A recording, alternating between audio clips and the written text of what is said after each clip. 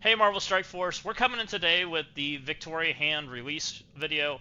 It's going to be a little rambly, I apologize. I'm going to try to hit the key points real fast. First off, I want to say the Thunderbolt movie was awesome. Go see it. I'm not going to spoil it, but I went and saw it in the theaters and I loved it. Let's go to the next part. The Victoria Hand came out today. She's the first character for the Annihilus era. She's part of the Thunderbolts team. And if you haven't seen the Envoy footage for it, I highly recommend checking it out. It makes them not look great. And I 100% agree with it, and I want to talk through some of those points. I also want to talk through how I unlocked this character and how I don't think you need to unlock this character. And we'll do that at the very end of the video. If you guys are interested, please thumbs up the video, come like and subscribe, come follow the channel, come tell me what you think. But let's jump into this. Why do I think Victoria Hand's not real great and kind of has this like same feeling that Vigilante had? Her kit kind of isn't really anything special. She's 114 speed. She gives barrier on spawn. She has this like charge mechanic. Well, this charge mechanic gives 2 on spawn, which what happens with this charge mechanic is one, she can dispel stuns. That's not part of the charge mechanic, but what it is its heal. It heals the character based off her max health. It triggers at 75, 50, and 25. So she heals, but she doesn't have many charges, so she doesn't feel real great. And she's super slow, so she doesn't really take turns. And that's kind of where we're at with this character. I don't think she's very playable because she's too slow to actually take her abilities, and her passive's kind of lame. She's got 8.8 million health, but that's also part of the problem. Because of how Overpowered works in the game right now, it makes these kind of characters basically unplayable. And I do want to show that footage. We'll do that here in just a second. And I'll show you some examples on why I think 8.8 million health is unplayable. But her ability, she's got a lot going on. She heals everybody. She puts the trauma ability block, heal block. She generates ability energy. She does a lot of good things. But she's not set up for success. And I think this whole team's not set up for success. If you haven't watched the Envoy footage, basically they didn't beat anything relevant. They beat like Orcus. They sometimes could beat Astral. They beat like Alpha Flight and Weapon X, but they couldn't beat anything else. If there was a mythic character on the enemy side, forget it. If there was anything relevant in war, forget it. They couldn't do it. And I think that's because the pace of the game doesn't match this team. I feel like this team should have been released in like the Sinister Six era. They look like an amazing team if there's more turns involved combat, which there currently isn't.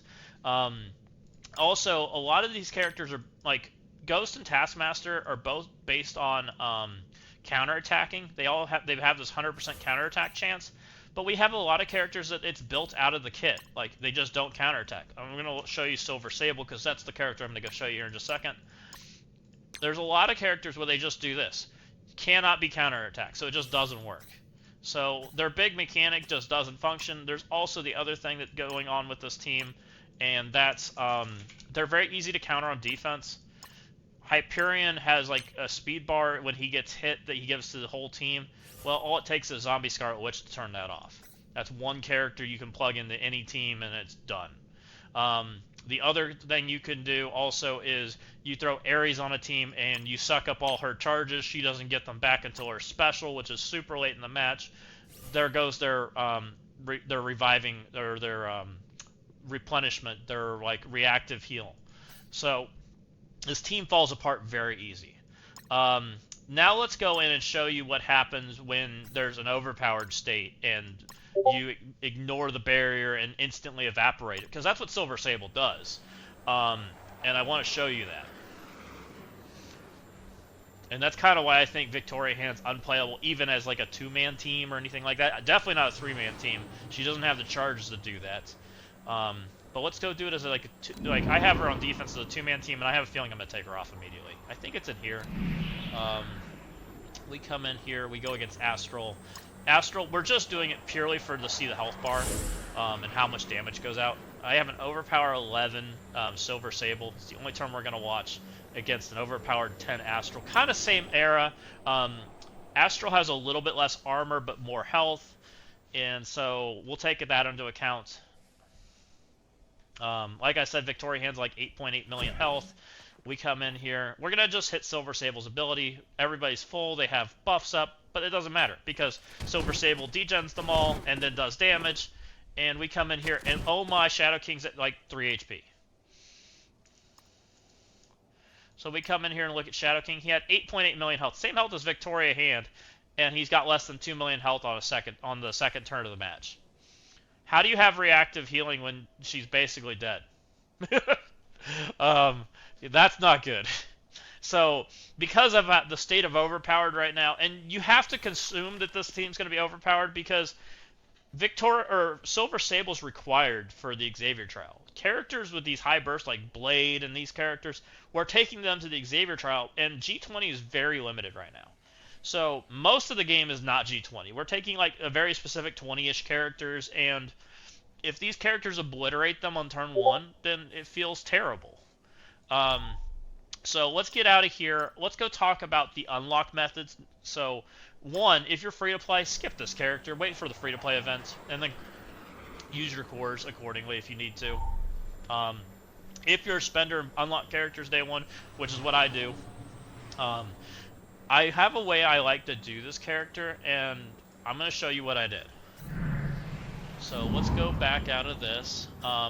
They have changed the prices on the offer slightly. I still think they're bad, but what I do on these characters, or at least on what I've been doing since they've been letting us do it, is I come in here, I hit find, I go to this, I go open, find, and normally there's there's one offer. You don't see the 22K, but you see the 20K. If you buy those 5, then the 22K pops up. And what I did is I bought the $25 for the 100 credits or whatever, or the 100K credits, which is 50 orbs.